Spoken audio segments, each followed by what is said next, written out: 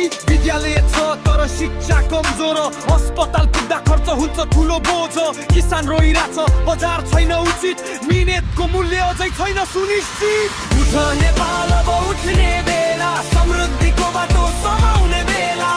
युवा शक्ति देशको आशा हामीले नै बदल्यौं भाषा भ्रष्टाचारलाई अब रोकिनु पर्छ काम गर्ने हातलाई जोडिनु पर्छ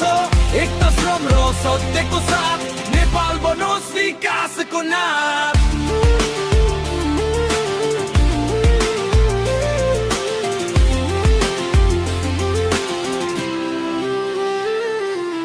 हिमाल पहाड तराईको मेल एकतामै छ